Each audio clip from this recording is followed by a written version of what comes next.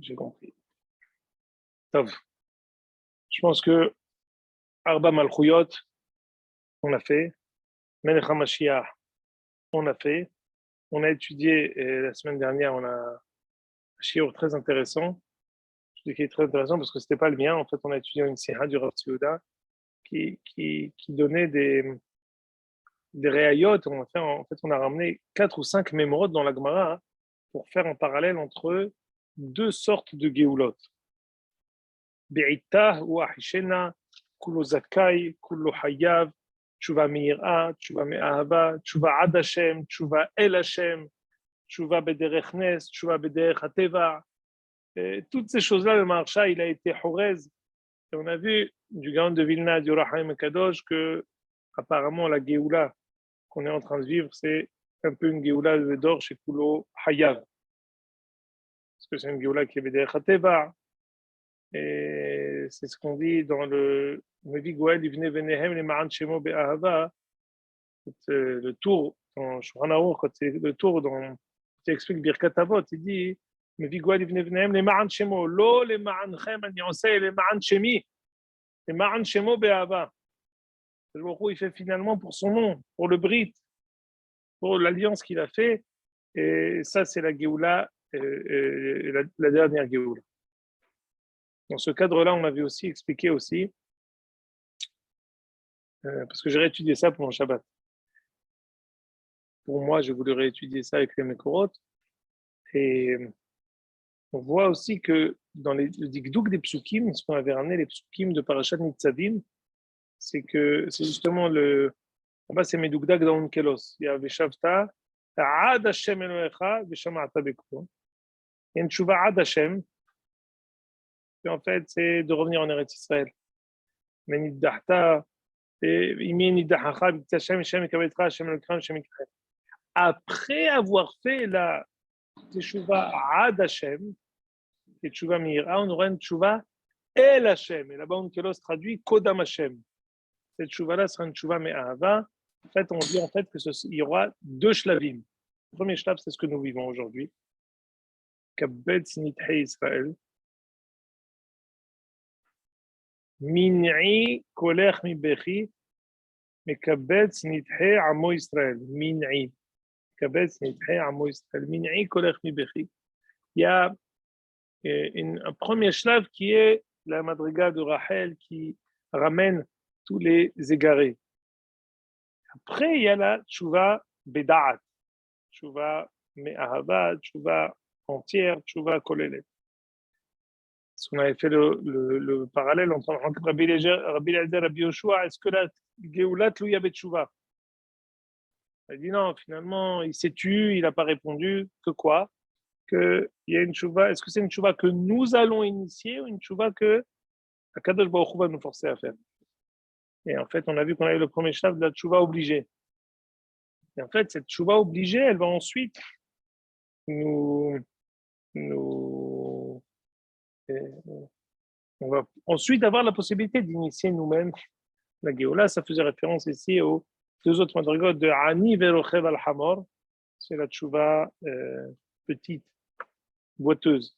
Et il y a la tchouva qui est marquée dans Sefer Daniel qui est Are Im'anane Shemaya, qui va arriver sur les nuages célestes. Et c'est comme ça que le Mashiach va arriver. Donc, maintenant, comme on a lu déjà le Mashal, pendant qu'on a lu le Mashal du Halom, on a lu aussi le Nimshal, ce qu'on a expliqué avec les Arba Malchouyot. On va dire ici les deux derniers psukim du Perek Zayin. Des psukim archi connus. Vous allez tout de suite voir pourquoi. Regardez Perek Zayin, Pasuk Kafeh.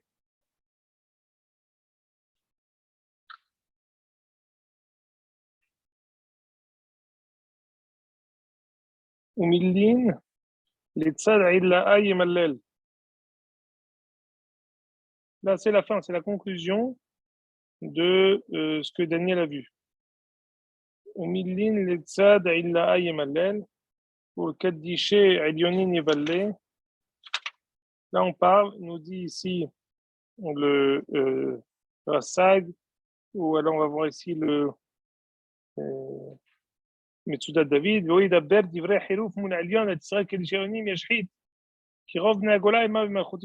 C'est la fin en fait du rêve de la quatrième Malchut, qu'est-ce qu'elle va nous faire? Il va nous faire, il va faire des gazérotes ici, Rashi, Rada qui dit que c'est Titus, chez Harav Betel Okenu. En fait, on parle ici de la destruction du deuxième Beth Amikdash. Regardez, je ne sais pas si vous avez le Radak, vous n'avez pas tous. Non, vous n'avez pas, vous, le Radak. Moi, j'ai le Radak ici, je vais vous le lire. Il dit, de qui s'agit-il? Zetitus chez Hariv Betel Okenu. ואחר כך תפס זונה בידו ונכנס לפני ונפנים. ולקח ספר תורה והציע תחתיה וקלקל עימה ושלף את החלב וחתך את הפרוכת שטפטף דם וענה אלוהימו צור חסיובו. Le summum de la chutzpah de Rome, quand Titus va rentrer, il va prendre une zona pour faire sur un sefer Torah, il va prendre un glaive, il va trouer la parochet, il y a du sang qui va sortir de la parochet et il va dire et Elohimo, où est leur Dieu? Sur Hassayuvo, le rocher vers lequel ils se sont réfugiés. Ça, c'est le summum de la chutzpah de Edom. Et Tihavun Bidé, c'est ce que je vous ai dit qui est archi connu. Ad Iddan ve'iddanim ou flag Iddan. Jusqu'à quand elle va être la Malchut Ravi'it?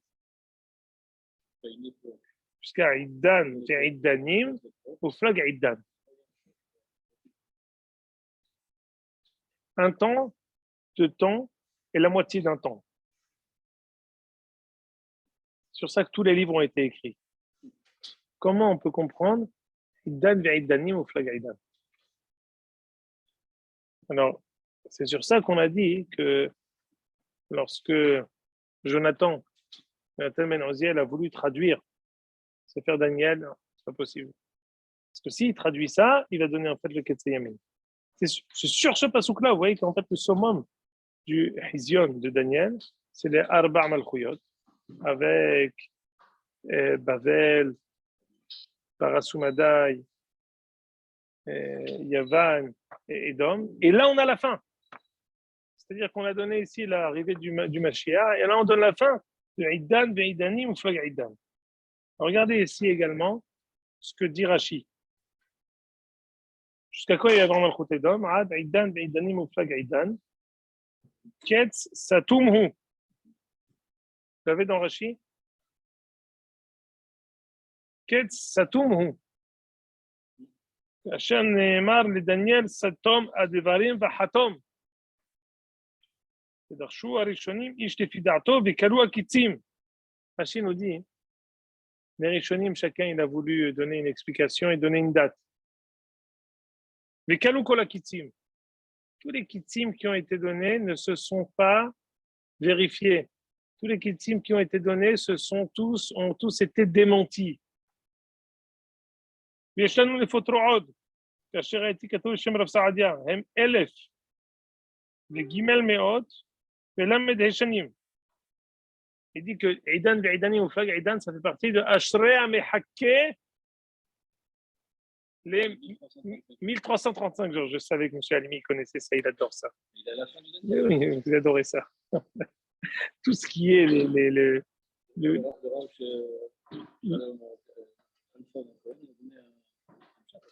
1335 jours. Celui qui attend 1300. C'est ça. C'est la malheur.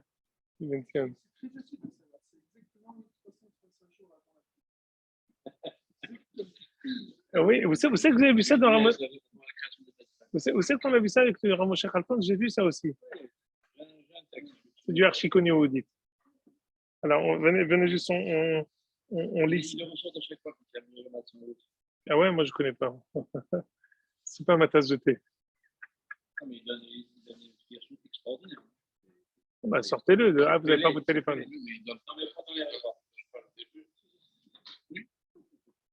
Vous l'enverrez si vous voulez par WhatsApp et je vous montrerai. Alors,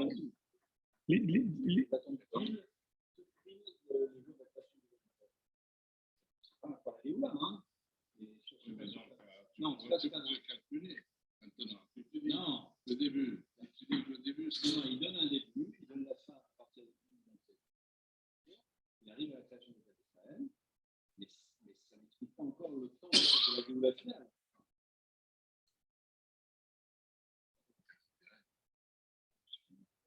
Dans Daniel, on a prévu quand même, après lui, hein, on a prévu Oh, mais il y a beaucoup. Daniel. On verra. On verra. Je vous en prie, on verra. Pas venir Rachid. Aïdan, Aïdanim ou Flag Aïdan. Ketz Satumhu, vous l'avez, c'est dans le Rashi du Pasuk Kafé. Ketz Satumhu, c'est Kasher Nehemar le Daniel, Stom Advarim Vachatom, ודרשו הראשונים יש לפי דעתו וקלו הקיצים. ויש לנו לפותרו עוד, כאשר ראיתי כתוב בשם רב סעדיה, הם 1000, סועידן עידנים מופלג עידן, ספר רפרנס הוא 1135 שנים. 1335 années, האמור בסוף הספר. השאלה המחכה, regardez à la fin du livre. Ah, c'est le dernier passage, l'avant-dernier passage. Le Rassag, Rav Saadia Gaon. Oui. Rambam. Il est en même temps, je ne sais pas qui c'est qui était avant qui. Le Rif peut-être. Regardez ici dans Perek Yudbet, Pasuk Yudbet. Ashrei Mehaké Viyagia. Heureux l'homme qui arrivera. Liyamim 1335. Comme ça se termine. Heureux soit l'homme qui attendra 1335 jours.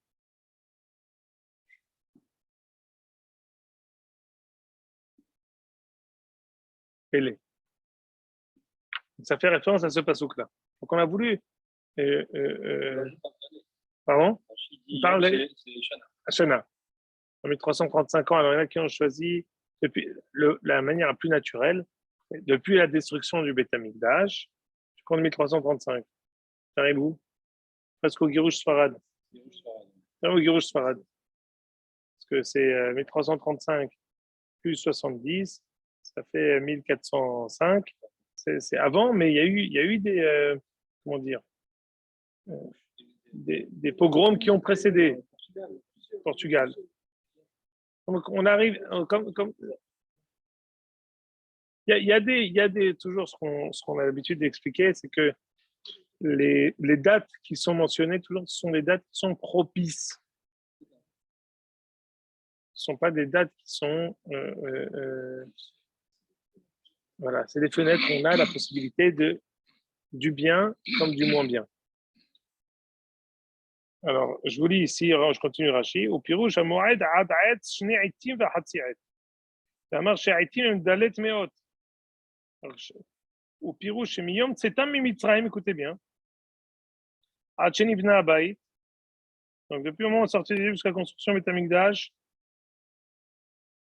c'est 480 ans. Dalet meot ve'eser Beth Amikdash rishon. 480 plus 410, ça fait 890. Arrête Tatat. Tatat, c'est 890. Verot Hatzi'et. Azé, c'est la moitié de 890, c'est 145. Ça fait 1335. Arrête Elef Shinamed et Elle Hashov. Me'et Husar Atamid. 1335, tu les comptes à partir du moment où le Beth Amikdash a été détruit. Adshuv Zeva Hatamid El Mekomo. Et où ça, le Tamid, il a arrêté 6 ans avant la destruction. Mais je sais très bien, super. Je me mets Raya, la Hilbanze, Aster Astir, Pana, Aster Astir, B, Gimel, Gimatria, Elef et 335. Donc, on prend parfois souvent qui est Elef Shani, Be'anecha, Keyom et Mol. Toujours un jour, comme ce qu'on avait dit à propos de Daniel dans les psukim plus loin. On a dit que Daniel, il a pris sur lui le deuil pendant 21 jours. Les Rishonim, ils ont expliqué 21 ans. Il y en a qui ont expliqué 21 jours. Pourquoi? Un jour, c'est une année. Donc ça,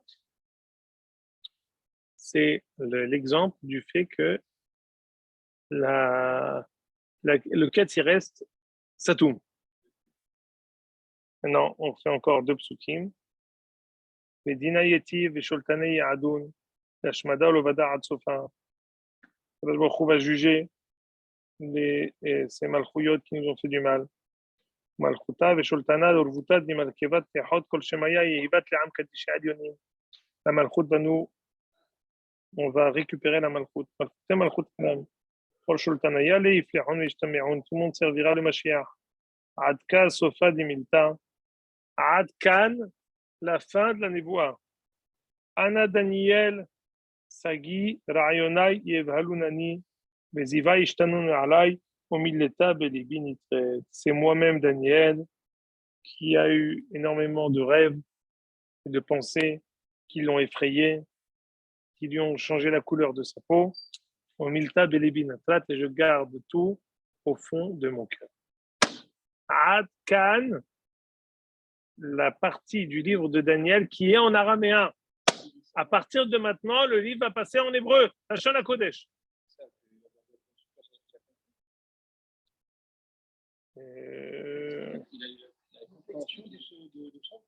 Alors, c'est une bonne question que vous posez. Vous posez la question, est-ce que Daniel aurait compris?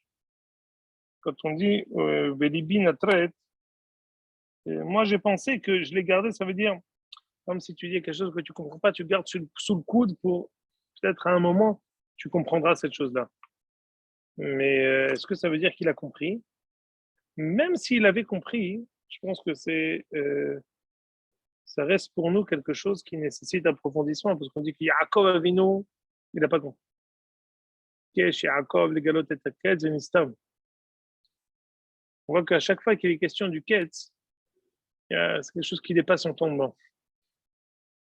C'est-à-dire qu'on avait dit une fois ici, dans un shiur ici, que Parashat Vayetse, Parashat Miketz, c'est deux parachutes qui sont sœurs.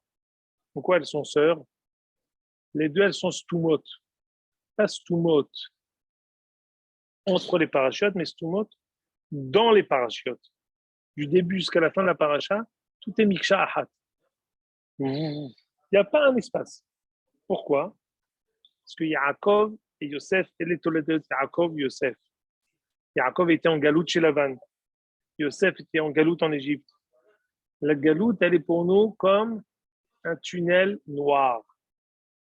Et comme nous, on est dans l'obscurité, alors la paracha, elle est d'une traite.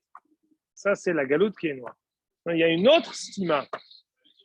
C'est la stima de Parashat Vayehi, Parashat Stuma. C'est quoi les Stuma? Il n'y a pas d'espace entre Parashat Vayigash et Parashat Vayehi. Pourquoi? Parce que la madriga de la Géoula, elle dépasse l'entendement. On dit Dvar Hashem Zeaketz, tous les Sfarim Chabad, ils parlent de ça. Dvar Hashem Zeaketz. C'est quoi Dvar Hashem Zeaketz? C'est quelque chose qui dépasse l'entendement. On peut comprendre ça aisément. Nous, on ne peut pas concevoir le monde qui va nous délivrer. Toujours le machal qu'on donne, il y a un machal dans le Gesher HaHaim. Si on conçoit que la Géoula, elle va être quelque chose de totalement différent de ce qu'on vit maintenant, c'est une madriga, peut-être on va être encore avec les corps, on va être sur la terre, une madriga qui va changer l'état. Elle va nous, comme une nouvelle vie. Le Gesher HaHaim, il donne le machal suivant. Il dit, c'est comme deux jumeaux qui sont dans le ventre de leur mère. Et subitement, il y en a un qui sort. Un des deux enfants qui sort. Alors, quand ils étaient ensemble, les deux frères, ils étaient comme deux petites tourterelles, ensemble. L'un était le frère de l'autre. Ils étaient complices, ils mangeaient, ils buvaient. Lorsque subitement, il y en a un qui sort, celui qui reste dans le ventre, il dit à son frère, c'est fini. En fait, pour quelqu'un qui vit dans un contexte et dans un état qui est tellement total, pour lui, quand son frère est sorti, son frère, il est mort, en fait. Parce qu'il ne s'imagine pas qu'il y a une vie après le ventre. Il ne s'imagine pas qu'il y a toute une autre vie, qui est peut-être même le but ultime.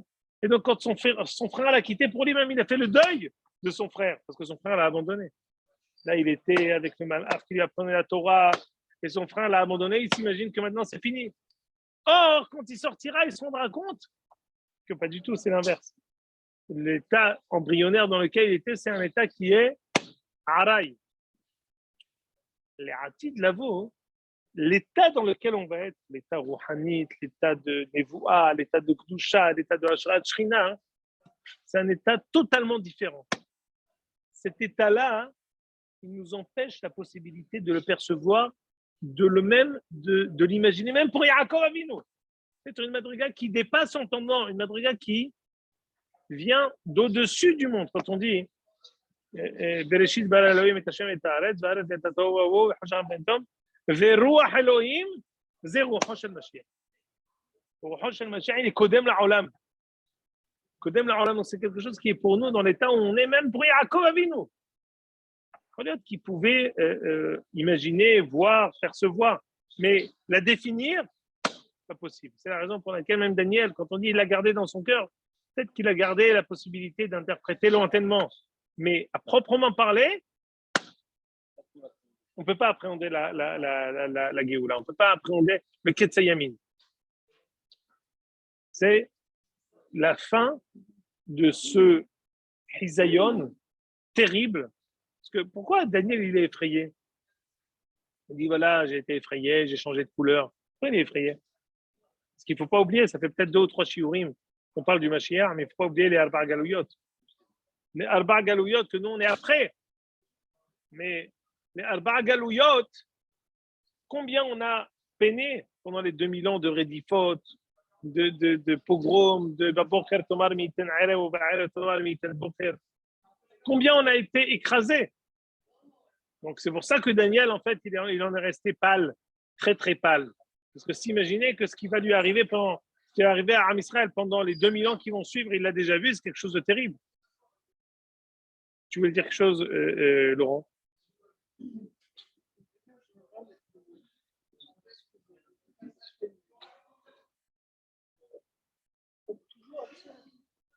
Non, pas du tout. Il a l'image de la névoie, il a aussi, c'est ce qu'on voit ici, qu'est-ce qu'il a fait Daniel? Il a eu l'image. Après, il s'est tourné vers un malach. Minka Maya, il y a marqué. Il s'est tourné vers les Omdim, c'est ce qu'on a fait la semaine dernière. Il s'est tourné vers les malachim qui étaient censés lui interpréter. Donc, il y a plusieurs madrigotes, c'est ce qu'on dit. Il a une vision. Mais ça veut dire quoi? Il dit, comme ce qu'on voit dans l'Haftarah de cette semaine. Ma taroé, makel shaked aniroé. Il dit, je vois un amandier. Akafra, quand le lui a expliqué. Mais il ne lui donne pas. Ça dépend. C'est que le lui donne l'explication. Il lui donne. S'il ne lui donne pas, il ne lui a pas donné.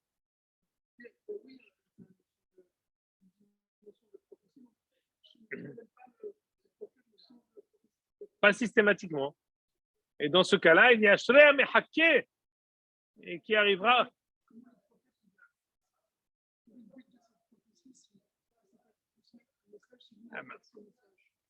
Bah ici, tu vas le comprendre aisément. Parce que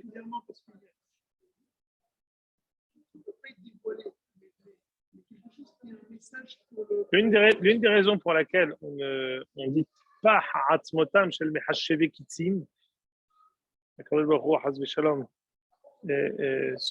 punissent sévèrement ceux qui comptent les quêtes, c'est pour ne pas les Yaesh et à Adam, pour ne pas désespérer et décourager l'humanité. Qu'on va donner une date qui ne va pas se réaliser. On sait qu'après Shabtai Tzvi, il y a eu une déception, un désespoir terrible dans toutes les personnes qui étaient autour de lui. Eretz Ashkenaz. Parce que une partie de la Scala, tout ce qu'il y a eu, c'est aussi en rapport avec ça. Ils ont en fait désespéré de tout. Donc ils ont eu besoin d'avoir un renouveau. Donc, mais Hashvé Kitzim, c'est quelque chose qui est grave. Hier, j'ai entendu un machal du Maguide de Douvnat très intéressant qui dit que machal ema d'avoir domé de quelqu'un, un père qui va avec son fils en chemin pour un long chemin. Comme l'habitude des enfants, au bout d'une demi-heure, l'enfant dit « Papa, quand est-ce qu'on arrive ?» Alors le fils, le papa, il dit il répond pas la première fois. Il peut vexer le fils, au bout d'une demi-heure, après s'être retenu gravement. Il dit « Mais papa, quand est-ce qu'on arrive? Tu ne veux pas me répondre ?» Alors il lui dit « Écoute, ta question est une question enfantine, je ne peux pas te répondre. Tu vois bien qu'on avait commencé maintenant, tu ne peux pas me poser la question toutes les minutes. » Il a entendu, Chez Ela Yaldouti, il s'est dit, bon, je garde. Après, ils ont fait 18 heures de voyage en Agala. À ce moment-là, le père, il ouvre le rideau, il crie au Aiglon, celui qui conduisait la calèche, la charrette. Quand est-ce qu'on arrive? C'est pas possible, ça. Ça fait plus de 18 heures qu'on est en chemin. Alors, le fils qui était embusqué, il dit à son père, mais papa, c'est une question enfantine, c'est une chérie aussi, tu m'as dit au début. Pourquoi tu poses cette question? Alors, Magui de Douvna, il dit que au début, la Gemara dans sa Gemara n'était pas Hatzmotam Shem Mechashe Kitsim. Que Akadosh Baruch Hu, il va punir gravement ceux qui comptent les Kitsim. Pourquoi? Parce qu'on vient de commencer le chemin. Alors tu risques peut-être de désespérer. L'humanité a donné quelque chose qui va finalement pas aboutir parce que toujours c'est des fenêtres. Mais quand on a eu 2000 ans de galoute, 18 heures, 2000. Alors à ce moment-là, la raison pour laquelle on veut essayer de trouver le quête, c'est pas parce que on n'a plus maintenant le risque d'être désespéré. On veut au contraire éveiller l'espoir entre chacun qu'on a une possibilité. Quand finalement on a perdu patience, on attend que quelqu'un nous dise non, on arrive bientôt. Ah, tu m'as rassuré. Parce que ça fait maintenant 20 heures qu'on est tous paralysés. Alors le Tipa Hatzmotam Shem Mechashe Kitsim, il est possible qu'à la fin des temps, il change un peu. Parce que justement, c'est l'inverse. On veut encourager tout le monde pour essayer de trouver une vision et une lumière pour après les 2 millions de galoutes. Maintenant, on arrive au Perek Het. Alors, c'est bien plus facile. Et là, en fait, c'est la fin du livre de Daniel. Parce que comme ce que je vous avais dit, le livre de Daniel est partagé en 3. D'abord, le Kiddush Hashem de Daniel. Le Kiddush Hashem de Hanania, Michel, Azaria, le Kiddush Hashem de Daniel. Ça, c'est tout le début du livre. Ensuite, c'est la vision. J'allais dire, c'est la colonne vertébrale du Sefer Daniel. La vision extraordinaire de Daniel, qui se rapporte au rêve de Nebuchadnezzar, qui se rapporte au Pessel de Nebuchadnezzar, qui se rapporte à beaucoup de choses qui l'ont précédé au milieu du livre, et à la fin du livre. La fin du livre, on va étudier maintenant. La fin du livre, c'est la 3e partie, c'est ce qu'on va voir maintenant. C'est la partie en hébreu, on va essayer de comprendre plusieurs choses. Mishnat Shalosh. Vous l'avez, Perek Het, Pasuk Aleph.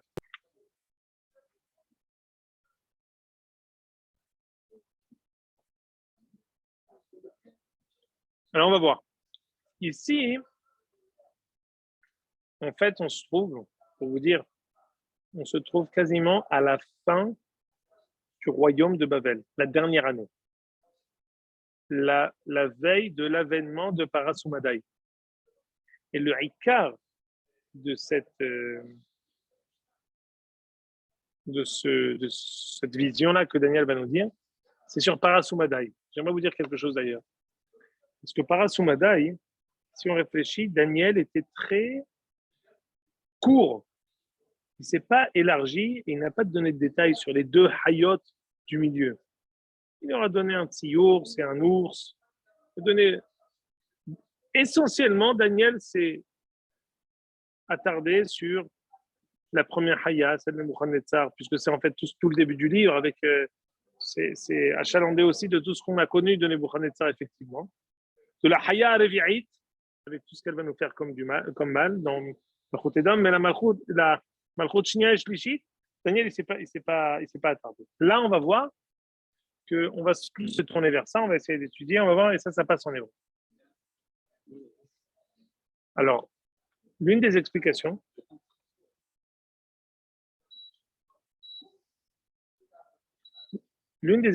pour laquelle on est passé en hébreu, c'est parce que, en fait, c'était en quelle langue jusqu'à présent? En araméen. C'est en fait on est en fait ici avant la fin, comme si on va voir ça dans la fin de langue. En fait, c'est la fin de la Malchut Bavel. La fin de la Malchut Bavel qui termine. Mais en fait, Bavel, c'est pas exactement. Pardon? À un moment donné, le français, c'est la langue la plus parlée. anglais parce que l'influence française a baissé. Donc, la raison pour laquelle c'est en araméen, parce qu'on parlait de Babel avec Ashur et toute la partie de cette galoute. On va voir ici, Rashi il va relever les mêmes parties, on va relever cette Nekuda. Alors, je vais lire ici, Bishnat Shalosh. במלכות בלשאצר המלך, חזון נראה אליי אני דניאל, אחרי הנראה אליי בתחילה. Dit Daniel, 3e année de Malchut Belshazzar, j'ai eu une vision. ויראה בחזון, ויהי בראותי, ואני בשושן הבירה. On a abandonné Babel. Shushan הבירה, c'est pas la Soumadaï.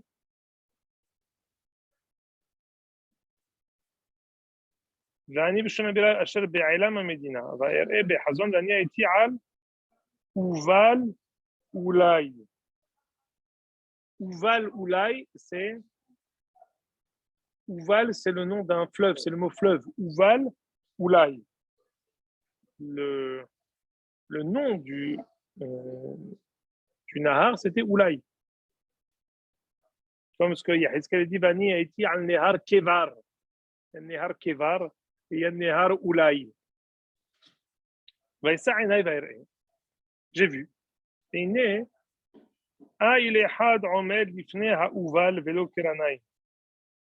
Devant le fleuve, il y a un bélier avec des cornes. Il avait des cornes qui étaient hautes. Vous entendez? Qui est plus grand entre les deux malchouyot? Il y a une corne plus grande que la deuxième.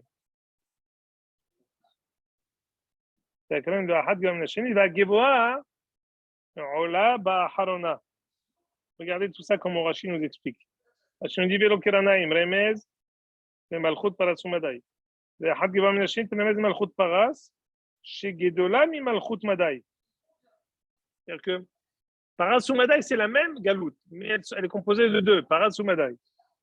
Umadai lo hayta ela shana achat. Une année. Il y a eu la galoute Madai. D'abord,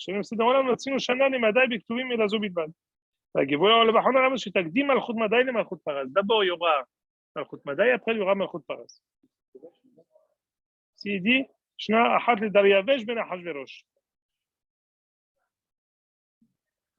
continue. Je vois ce bélier. Qui en corne, à droite, au nord, dans le sud. Personne ne peut se tourner devant lui. Il était tout puissant. Personne ne pouvait l'arrêter. Moi,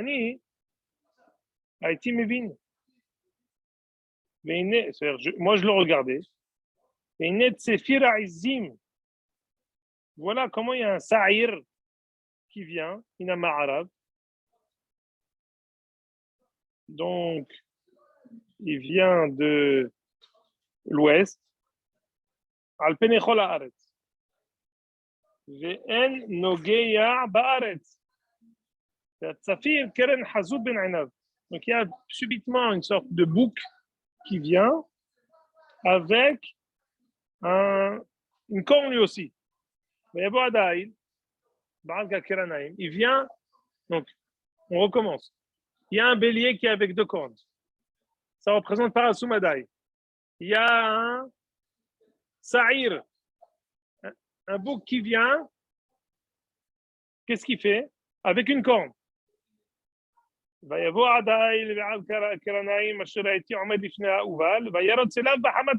vient énervé et de toutes ses forces vers le bélier. Je l'ai vu arriver jusqu'au Haïl.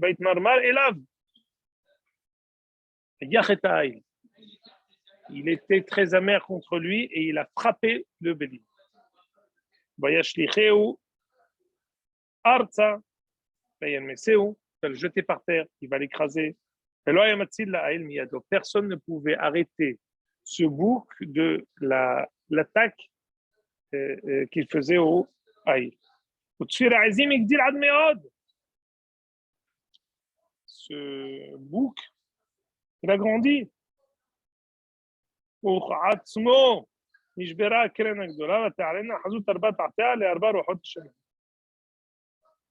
Et à la place de la corne qu'il avait, il y a 4 cornes.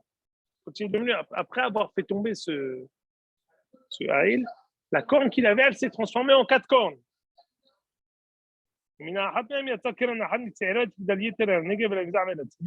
Une qui va sortir de 3 côtés, elle va arriver jusqu'au ciel. Qui c'est qui va détruire le deuxième Beth Amikdash avant Edom? Il n'a pas détruit, mais enfin qui va nous faire une galoute, c'est Alexandre. Yavan, elle va monter, elle va tout écraser sur son chemin. Je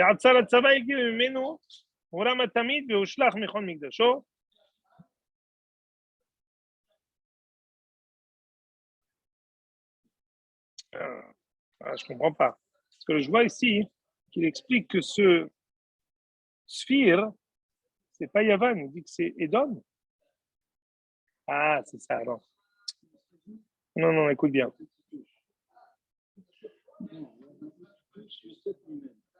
Attention. De lui, pardon, jusqu'à présent, j'ai bien expliqué. C'était le Sa'ir, mais du Sa'ir va sortir Rome. C'est ça ce que je dis. Du Sa'ir va sortir Rome qui va monter, qui va tout écraser, et ça, c'est Titus. C'est ça, exactement. À la fin, Uram Tamid, regardez ce que va dire ici Rachid en Pasuk Yudalef. ועצר הצבא, הוא בית המקדש שהוא ביתו שהקדוש ברוך הוא שר הצבא, וממנו הורה תמיד על ידי גדודיו וחיותיו של הרשעים, בוטלת תמיד שלח שם נירון כשר שר צבאו מסכת גיטין. En fait, de ce bouc va sortir ensuite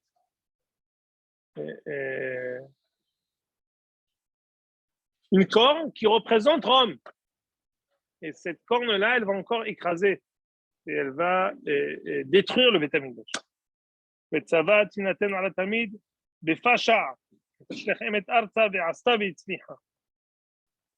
Elle va écraser, elle va mépriser la Torah, et sa réussite va être et va résider dans sa possibilité de falsifier.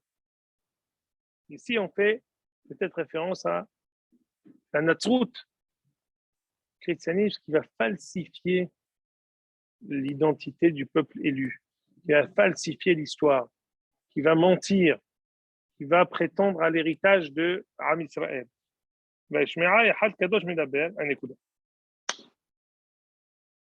Ça, c'est la vision. Maintenant, il rajoute encore une dernière phrase, après on fera ça la semaine prochaine.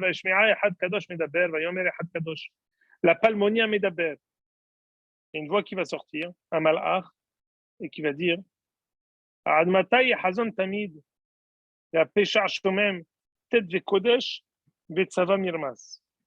Jusqu'à quand le Beth Amikdash va être détruit et Am Israël va être écrasé? Vayomer Elai, écoutez bien, Ad Erev, Boker, Alpaim, Shlosh Meot, Venitzdak Kodesh. Une nuit, un jour, 2300, Venitzdak Kodesh. Et là, ici, il y a des longs Rachiyim qui vont essayer de donner des interprétations. Rashi, tout au long du Sefer Daniel, essaye de donner des dates. Là, il va citer encore Rav Saadia, tu vois. Yaakov, dans le Pasuk Yudalet, Raïti Patar Beshem Rabbeinu Saadia. Il ramène Rashi Rav Saadia Gaon. Rav Saadia Gaon, surtout Sefer Daniel. Et là encore, il y a une autre. Non, ça se termine en Venitzdak Kodesh. Sera justifié, sera vu, sera vérifié la sainteté. On verra ensuite, on comprendra tous, tout le monde comprendra rétroactivement la véracité de la démarche de Am Israël, la construction du dernier Beth Amikdash. Nitzdak, c'est du passif. Sera compris, sera justifié, sera Am Israël aura une justification de tout ce qui s'est passé et sera reconnu par le monde entier, par l'humanité. Alors ici, voilà la vision. On n'a rien expliqué encore. Et on voit encore ici cette vision de quoi? Du Haïl, avec deux camps, Parasumadai, un Sa'ir, fait référence à Yavan, qui va faire tomber d'une manière cruelle le Haïl. Et il faudra comprendre, de ce bouc, pourquoi on a besoin de dire que de ce bouc, de la troisième malchoute va sortir la quatrième. La quatrième, elle va émerger, mi-tort la troisième. Ça nous dit qu'en fait, l'issue de la troisième, il y a parfois que la troisième, elle fait tomber la deuxième. C'est le Yahaz entre Yavan et Parasou. Et il y a le fait que la quatrième, elle pousse parmi la troisième. Ça, c'est un hidouche qu'on n'avait pas jusqu'à présent. Jusqu'à présent, on n'a pas vu quel était le déroulement, comment l'un prenait la place de l'autre.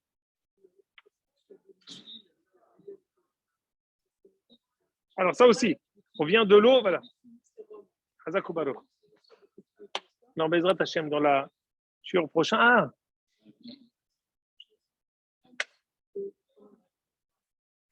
non, même 2 semaines après Bezrat Hashem, on se verra. En attendant Bezrat Hashem, avec les Marbé Hatza'a, on voit ici la destruction du Beth Amikdash qui est dit par les prophéties de Daniel. Mais Bezrat Hashem, Nitpallel, et Binyan Beth Amikdashenu, Amen.